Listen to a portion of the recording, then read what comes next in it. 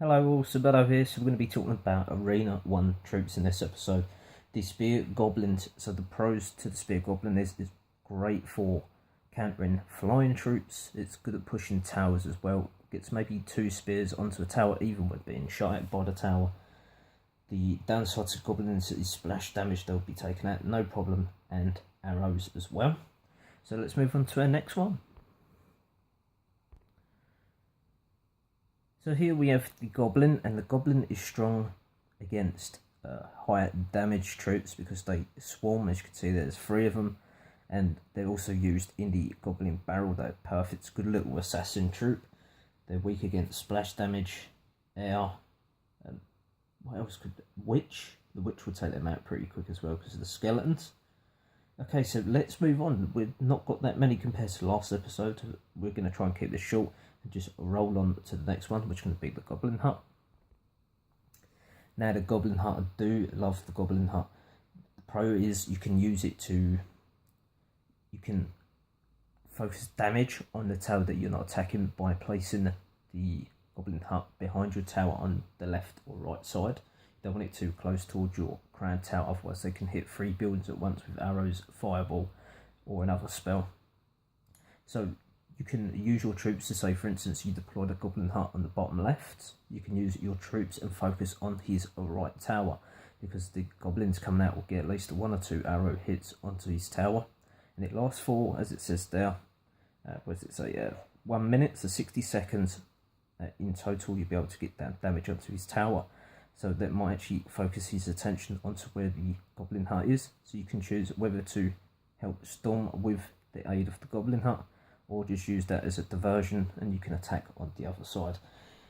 Now weaknesses, if you place in front of the tower, it can be destroyed easy. When it is destroyed, it doesn't spawn any more troops. So that's the downfall to it. Could be taken out with fireballs and arrows, will heavily damage, but also that brings down the lifetime of the building.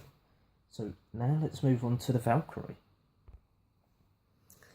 Okay, so this troop, the Valkyrie, is really good against little troops, low elixir troops like Skeleton Army, the Tombstone as well, Goblins, Spear Goblins, Archers, anything on the ground. But the downside to the Valkyrie is it's very slow, and it will be taken out by a Musketeer, Mini P.E.K.K.A., a Knight, what else we got?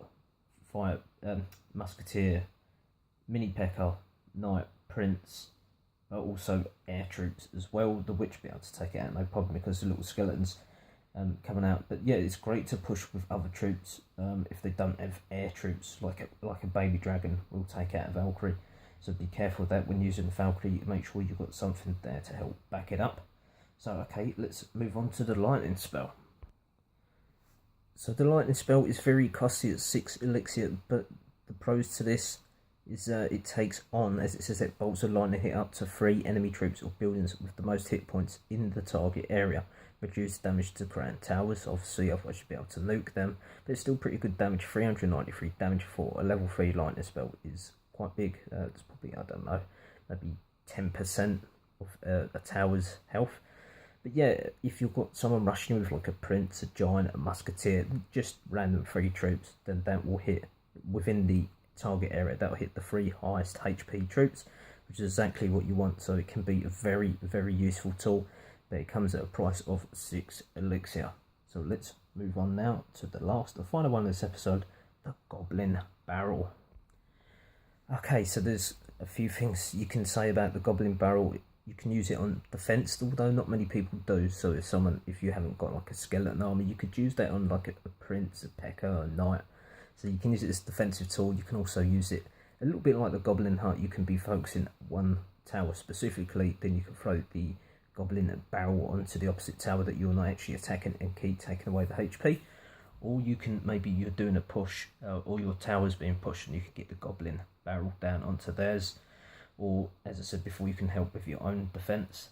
The only downfall is you have to be careful because the arrows will take it out.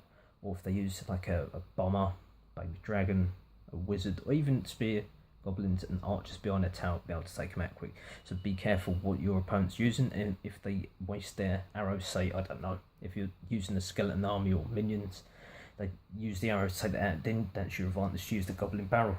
So that's pretty much all I can say about this troop, and we'll be talking about the Arena 2 troops next. So I hope this is helpful, and if it was, please like and comment below. So thanks for watching, bye for now.